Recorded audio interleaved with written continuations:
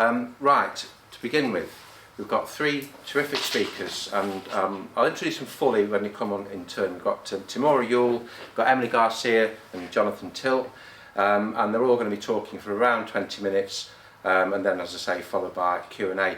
But our first speaker, Temora Yuille, is joining us by pre-recorded video that we're going to play in a moment. But I shall just, if you don't know Temora, I'll just let you know a bit about her. She's an independent researcher, YouTube content creator and stay-at-home educating mother with a background in journalism and academia. Her recent vlog topics include UN Sustainable Development Goals, the circular economy, livable neighbourhoods and the Internet of Things. So we're now going to go over and play Temora's video. It's about 17 minutes long. And then we're hoping she can join us for the Q&A. We'll have to take a rain check on that, depending on connectivity, etc. So, over to... Hi everyone, thank you so much for having me. Thank you to Emily for inviting me to give a short presentation, and thank you to everyone for attending and taking some time out of your busy lives to come here today and participate in this really crucial conversation. I'm sorry I couldn't be there in person. Now, I understand that Emily is going to look more closely at your local council policy as regards smart city technology and rollout. So I think it falls to me to give a more general overview of Agenda 2030. And you can thank the few people here who've actually heard of me and may have already watched some of my YouTube videos for sparing you my hugely exciting LED street lighting party piece straight from the lighting manufacturer's manual, replete with all the potentially and intended nefarious capabilities of this once innocuous neighbourhood installation, now patrolling the length and breadth of British streets, and streets all over the Western world, intended to form the backbone of a 24/7 track and trace surveillance network. It's an action-packed micro-series on the infrastructure that is intended to ensure that you are an obedient minion of your nearest facility, smart city, into which you will be herded by means of astronomical taxation and increasingly prescriptive legislation regarding private land and property. Smart cities will be advertised to you as fulfilling your every convenience, which may or may not be true, depending on how highly you regard the opportunity to do nothing. Nothing ain't worth nothing, but it's free. Only in this case, it isn't free. It will cost you your freedom. Because what smart cities are really intended to do is stack and pack the masses into 20-minute neighbourhoods, where 20 minutes means 10 minutes to the perimeter digital fence and 10 minutes back. I wonder if circumference running will come to replace cross-country.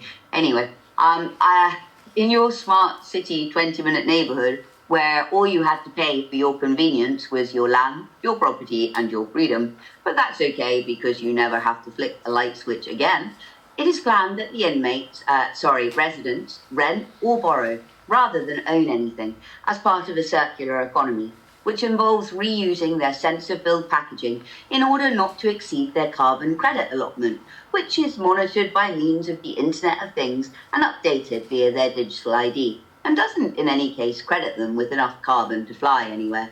But that doesn't really matter, because all of the airports will be shut by 2050 anyway, in a bid to achieve carbon neutrality, absolute zero.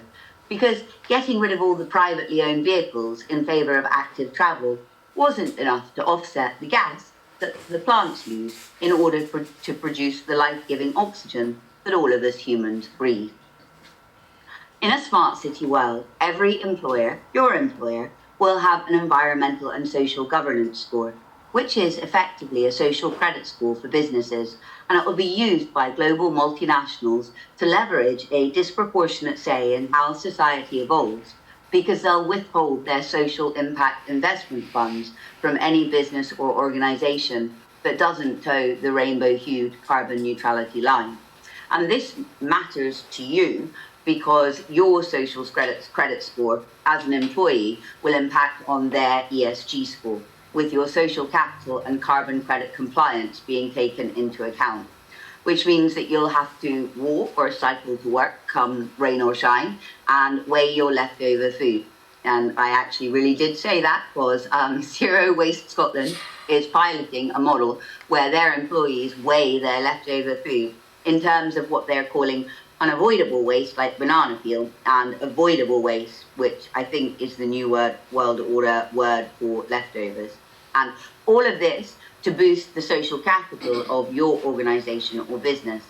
Although rather than walk or cycle to work, they'd really rather prefer it if you work from home in glorious Zoom-filled isolation, until you are replaced by an automated service, at which point you can live on your universal basic income and spend time in the metaverse, buying clothes for your avatar, rather than cluttering up the planet with your in real-life social interaction, which is just so last century.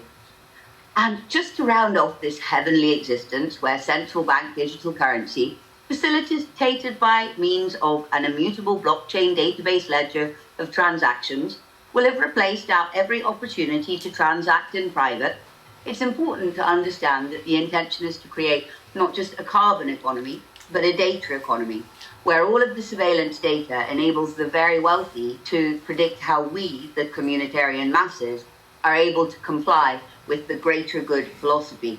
And then they can gamble on the predicted outcomes of our children's attempts to navigate the technocratic hell which we have bequeathed them. For those of you who already know all of this, I thought I might take a moment to reassure you that you are not crazy. You are, in fact, living through that bit of history where the richest people in the world tried to effect a global governance coup in order to exert totalitarian control over the world's population and turn humanity into androgynous, bio-digitally converged automatons, unlikely though it may seem. Emily will go into policy in more detail for you as regards Manchester City Council, but regardless of where in Britain or indeed the Western world you are, knowing the New World Order buzzwords and their slight regional and national variations enables you, by means of a quick internet search, to illustrate that all of our councils are applying exactly the same, organically conceived, sustainable development, own goal-driven philosophies, and using them to implement exactly the same policies. So all you have to do is put circular economy, or LED street lighting, or smart city, or livable neighborhood, or 20-minute neighborhood, or Internet of Things into your search engine, alongside the name of any Western city council. Do a little digging, and you can begin to initiate a conversation, if nothing else, about how the fact that every council in the Western world is engaged in some sort of stage of implementation of these plans proves that these policies are top-down and not in any way driven by the inherently individual requirements of any given rural or urban demographic. Now, if you've seen any of my videos, you will have seen that I use Glasgow City Council's website and associated policy to try and explain what each of these buzzwords mean. And I thought that since what I've said so far has been more about, me enjoying the opportunity that the New World Order provides for a bit of mediocre satirical wordsmithery, I might come away from the safety net of my script and try to show you something that might be useful to you. For which honourable aspiration I am afraid you will have to pay with an instant deterioration in the calibre of my patter. So, from bad to worse, in the blink of a screen share. Here we go. Here we go. Share. Right, everyone. This is Glasgow's Circular Economy Route Map.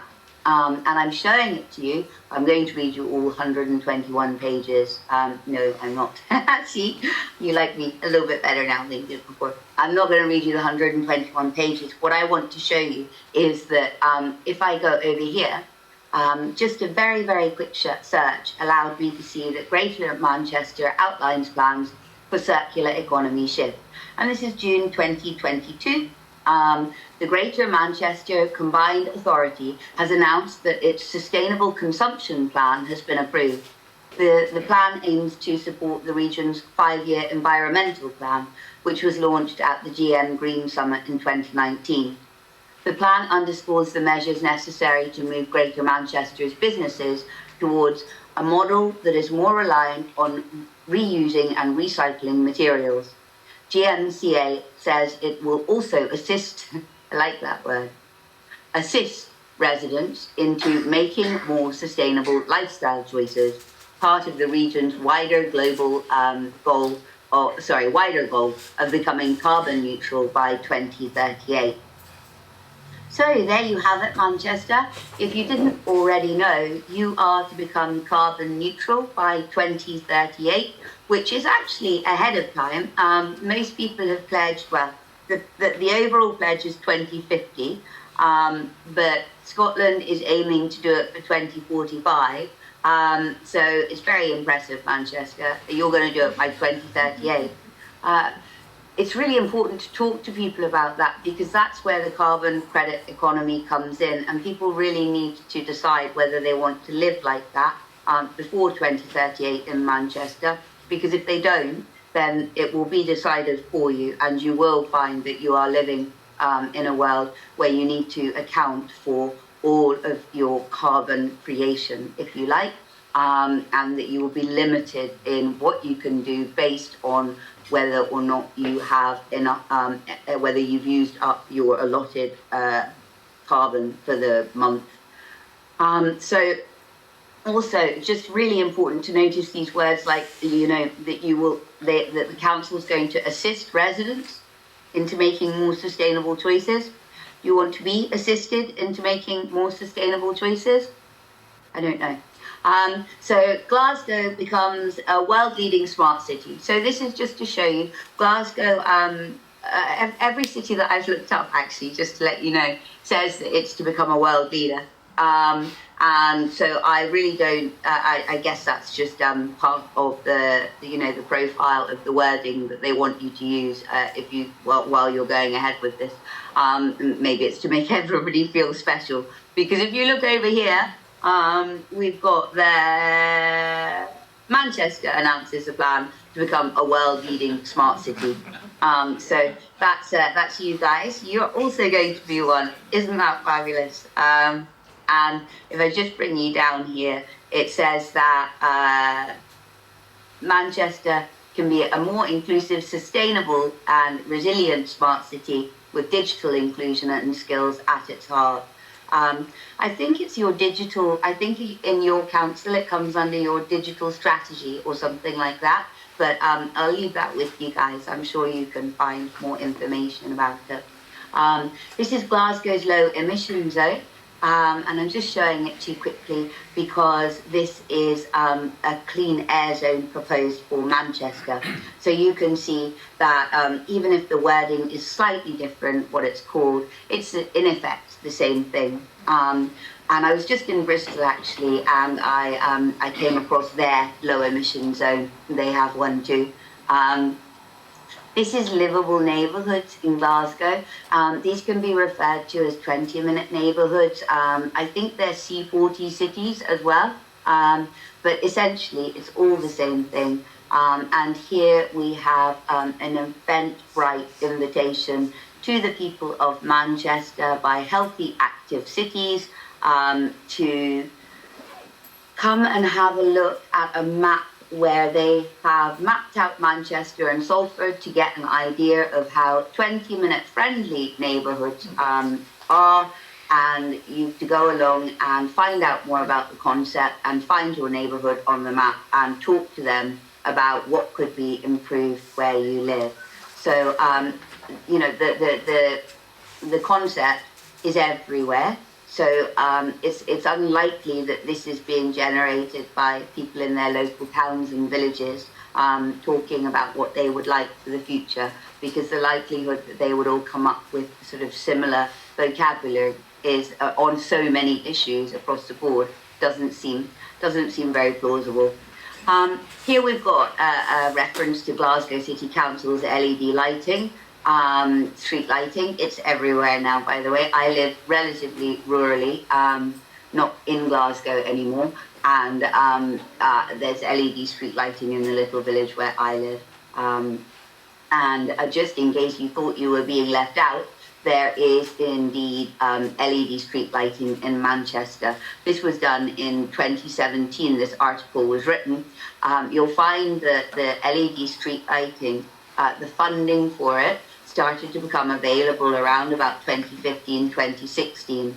And the idea was to have it implemented by about 2020, because, as I said before, the LED streetlights form the backbone network of, or they provide the infrastructure for the sensors and the cameras and the devices that they will need in order to monitor people all the time. If you think about the fact that streetlights were everywhere largely anyway, and there's electricity running to each of them. So it's a really good sort of starting point if you want to begin to try in some crazy way to actually monitor everybody's activity 24/7. And that leads me very nicely on to the Internet of Things, which is essentially what you kind of call that, where everything is connected to, every device is connected to the sensors and the street lights, so that, there's kind of a centralized way of compiling all of the information and sharing all of the information, and it's the Internet of Things. This is Scotland's National Internet of Things network, and over here we have, Manchester, you're special. I've been to your city before and it's beautiful, and I know that you're special, but look here, you are also special because Manchester announced as UK's Internet of Things city demonstrator and awarded a £10 million investment. So as part of a groundbreaking public-private consortium today, Central Manchester University Hospitals NHS Foundation Trust celebrates winning a national competition for Manchester to be the UK's Internet of Things city demonstrator. And it was awarded by the Department for Culture, Media and Sport, which I think might be called something else now. Might be some digitalness in there. But anyway, so there, if you scroll down a little bit, we can see that Sir Richard Lees of Manchester City Council said that he's delighted that Manchester has been selected as the UK demonstrator city to test and demonstrate how the imaginative use of smart city technology can make a real positive difference to our people and businesses. So you, everything I Googled, it was possible to, stop share, there we go. Everything I Googled, it was very quickly possible to come across Manchester's version of it. This is why it's really, really important right now for people to participate and to be aware of what's going on. I'm not here to tell you what to think. I'm not here to tell you what kind of future you really do want. I'm just here to tell you that the future that they, have conceived and intend to implement if we don't all get involved is not a future that I want for my children. It's not a future that I want for your children. So I really, really am grateful that you're here, and I really do hope that you can go out into your communities and share and share and share until we sort of develop a groundswell of interest and reignite people's belief that the common man has power, because in fact we do. It was being said to me the other day, or I came across it the other day, that, if you don't want smart cities built, then if all the tradesmen said that they weren't willing to do it, then that would be it. It would be done. And that's how much power the people have. So it's really, thank you so much for coming, and thank you so much for being interested. And I'm really grateful for your time, and I'm going to hand you now over to the other speakers, who I'm sure will be far more interesting than I was, but nonetheless, I do look forward to meeting you all in the Q&A. And for now, thank you for having me, take care, and as always, I love you. Thank you, bye. Right, that was absolutely terrific. I think you'll all agree. And personally, I hadn't come across Temora prior to this event. I'm sure many of you are familiar with her, but she's got another fantastic voice, isn't it, and researcher, and somebody with great insights. And you've got, as you might have seen, a YouTube channel full of really, really stimulating stuff. So that's a terrific start.